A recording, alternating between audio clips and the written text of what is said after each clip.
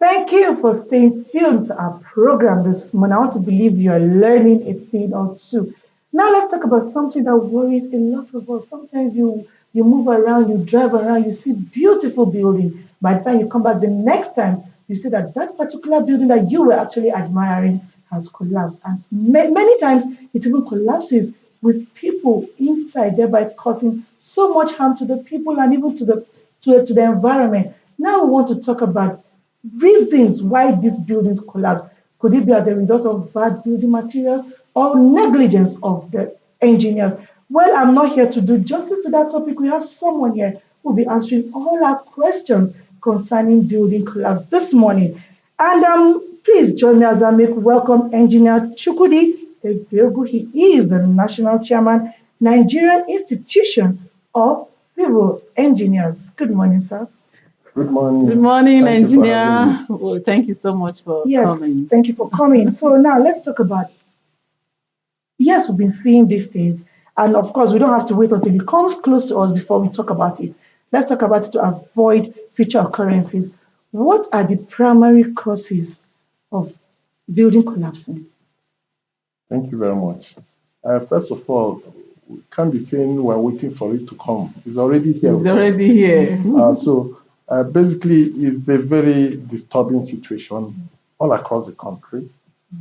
Every now and then, buildings are collapsing. And there are so many factors, but we're going to talk about the primary ones. Okay. And number one is the use of quacks in the industry. Um, you see, quacks are not people who are not graduates, but as long as you're not trained in a particular profession or trade, you're a quack. So if you move from where you're trained into another area, you're a quack. So basically, primary is that you must use certified professionals to build your houses. Um, the other factors can actually be controlled by the certified professional. And the other factors include poor quality materials. All over the market, a lot of materials are substandard. Uh, so you see, that brings in the Standard Organization of Nigeria. They really need to, up their game and be checking the qualities of this material. Next would be the capacity of design control agencies, approval and development control agencies. Um, you see, some of them don't have the capacity to, check designs, because some of the designs are actually faulty. So if you don't have the capacity to check, you just approve what you see, and that is a major problem. The other problem is also the capacity to go through and be checking the buildings while under construction. That's control. You have approved the drawings, the people on site following the approved drawings. This is also a major factor. Sometimes the agents are actually ill-equipped to do all this because, of course, all over the place, Abuja alone, buildings are springing up all over the Every place. day. So you need a lot of capacity to go around checking these things. Another major factor is geotechnical. The foundation of a building is basically what bears everything. So if the geotechnical investigation is not correctly done, then the likelihood is that the foundation will not be able to bear the structure. These are the primary causes, but there are so many other causes. Okay, if I will get you very right, what we are all driving out is let the right thing be done anytime we want to talk about building. But we have cases here and there. And why we are here talking about or bringing up this awareness is that the rains are almost here. And we hope and pray by God's grace we will not see any case of building collapse. Now, that is bringing me to issue of maintenance and inspection. Yeah, you made a valid point here. you will notice that more buildings collapse during the rainy season. Yes. Yeah, it has to do with the foundation. You know, the rain, changes the behavior of the soil under. So with that saturated water, the bearing capacity goes lower, and you see it giving way. So basically, as engineers, we're worried about the situation.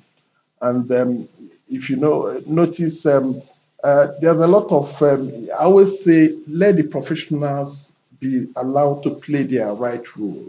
Yeah. And that also brings to the point where we say there must be a synergy between the government control agencies and the professionals. Immediately as synergy is brought in, we know the step-by-step actions to take to prevent these failures and collapses. And that's why we're actually having a workshop, a training workshop now. The institution is right now organizing a training workshop on prevention of building collapse.